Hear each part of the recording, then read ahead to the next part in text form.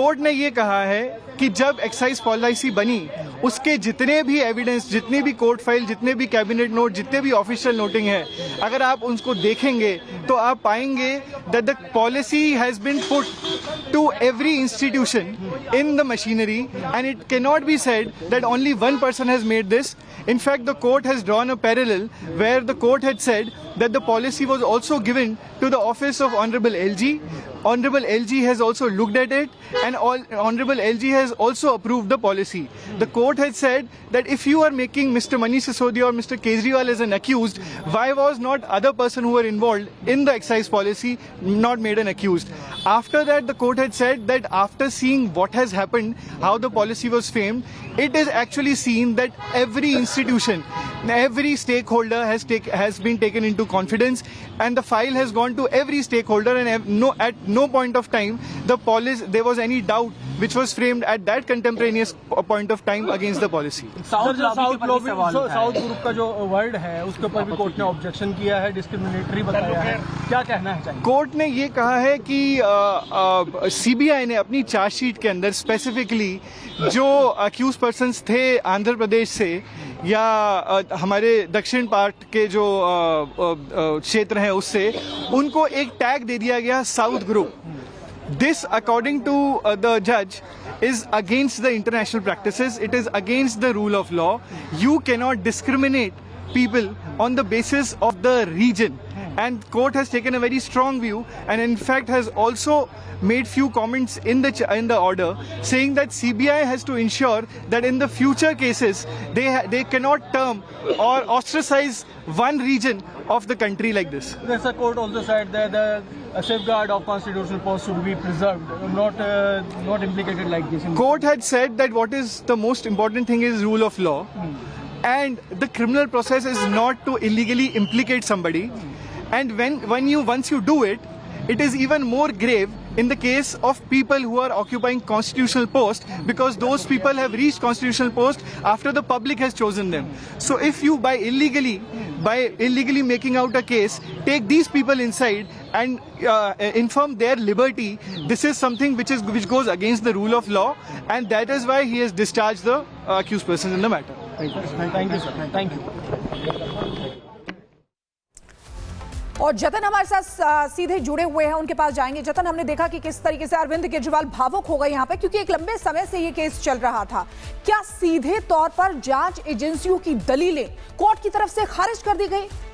जो excise commissioner थे उनके लिए भी कोर्ट की तरफ से ये कहा गया कि सीबीआई के नैरेटिव को सेट करने के लिए उनको आरोपी बनाया गया. जतन, बड़ा मुद्दा लिकर पॉलिसी का ही था.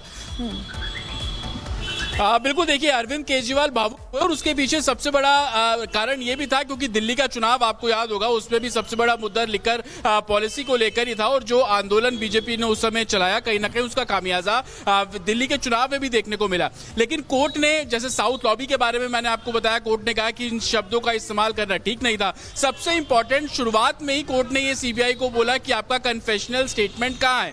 सीबीआई की तरफ से बोला गया कि वो सीलबंद लिफाफे में है, जो कि चार्जशीट का हिस्सा ही नहीं था. और यही कारण है कि जो इन्वेस्टिगेशन की गई और ट्रायल में जो बातें रखी गई, जो एविडेंस मिले, वो आपस में मेल नहीं खाते हैं. कोर्ट ने बकायदा ये भी बोला, 5वें और 6वें नंबर पर जो स्टेटमेंट आप लोगों ने मेंशन किए हैं वो ट्रायल के दौरान तो कहीं दिखे ही नहीं. तो ये तमाम ऐसी बातें थी जिसका फायदा, जाहिर सी बात है, जो डिफेंड कर रहे थे अरविंद केजरीवाल, मनीष सिसोदिया और उस पूरी पॉलिसी को, उन पर साफ तौर पर जाता हुआ नजर आया. लेकिन जिस तरीके से आप वकीलों की भी बात सुन रहे थे, उनका भी ये साफ तौर पर मानना है कि इस पूरे मामले में जिस तरीके की इन्वेस्टिगेशन की गई, कोर्ट ने भी ये माना कि फेयर ट्रायल के लिए फेयर इन्वेस्टिगेशन होना भी जरूरी है. और जब ऑर्डर कॉपी आएगी तो उसमें इस शब्द, इस लाइन का भी पूरा जिक्र है, वो साफ तौर पर किया गया. लेकिन सबसे महत्वपूर्ण, 23 लोगों को बरी किया गया है, और वो तस्वीरें आपने अभी खुद भी देखी और दर्शकों को भी दिखाई कि कैसे अरविंद केजरीवाल जो है वो भावुक हो रहे हैं. वो बता रहे हैं कि सत्य की जीत हुई है, वो बता रहे हैं कि किस तरीके से कॉन्स्पिरेसी थी, वो बता रहे हैं.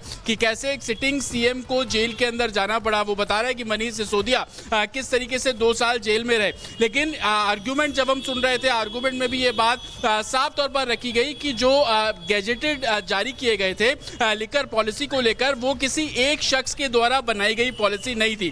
कोर्ट ने इस बात को माना कि अलग अलग मिनिस्टर्स, अलग अलग डिपार्टमेंट के अप्रूवल के बाद लिकर पॉलिसी जो है वो फाइनलाइज की गई थी। कोर्ट ने ये भी जो वकील बता रहे थे कि एलजी ने भी उस लिकर पॉलिसी को अप्रूव किया गया। और जब सीबीआई से पूछा गया कि आपने कुछ लोगों को ही आरोपी क्यों बनाया, इसमें दूसरे लोगों को आरोपी क्यों नहीं बताया, इसको लेकर कहीं ना कहीं कोर्ट सेटिस्फाइड नहीं हो पाया। उन एविडेंस से कोर्ट सेटिस्फाइड नहीं हो पाया, सीबीआई की उस इन्वेस्टिगेशन से। और यही कारण है कि आज जब फैसला सुनाया जा रहा था तो अरविंद केजरीवाल जो कि दिल्ली के पूर्व मुख्यमंत्री है, उनको बरी कर दिया गया, मनीष सिसोदिया को बरी कर दिया गया और इनके साथ साथ जो और जो 21 लोग थे उनको भी बरी किया गया। तो साउथ लॉबी को लेकर सबसे पहला सवाल जज ने किया कि इस तरीके से डिस्क्रिमिनेट करना सही बात है। अमेरिका के केस का हवाला दिया गया कि वहां पर तो केस अगर रद्द कर दिया गया था।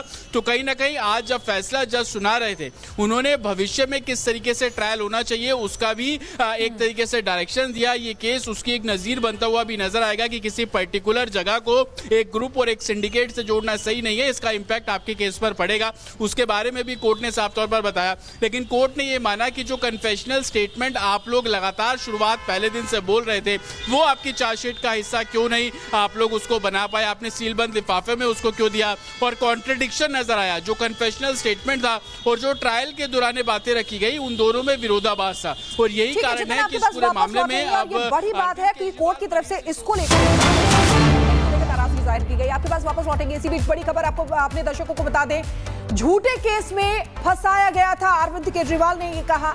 अभी मीडिया के सामने आए और उन्होंने ये बोला कि मुझे झूठे केस में फंसाया गया था, आम आदमी पार्टी के खिलाफ राजनीतिक साजिश हुई है। केजरीवाल ने ये बोला। कोर्ट ने फर्जी आरोपों को खारिज कर दिया, ये अरविंद केजरीवाल ने कहा है।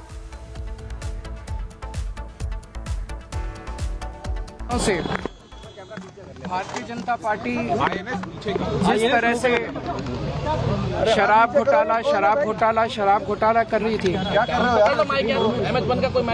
और हमारे ऊपर आरोप लगा रही थी, आज कोर्ट ने सारे आरोप खारिज कर दिए और जितने भी एक्यूज्ड थे सबको डिस्चार्ज कर दिया।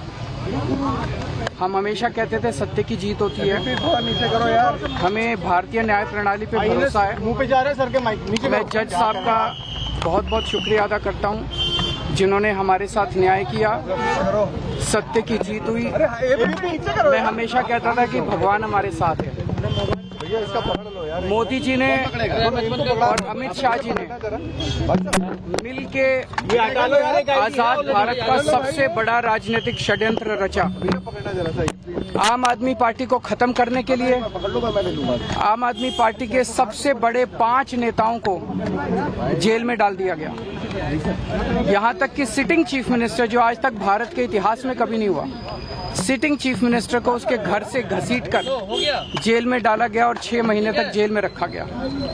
हमारे उप मुख्यमंत्री मनीष सिसोदिया जी, उनको लगभग 2 साल तक जेल में रखा गया। पूरा का पूरा फर्जी केस था।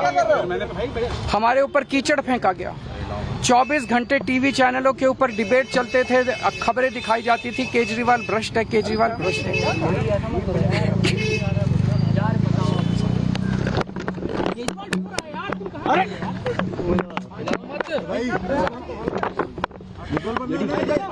हो गए संभालिए सर अपने आप, संभालिए हिम्मत सर।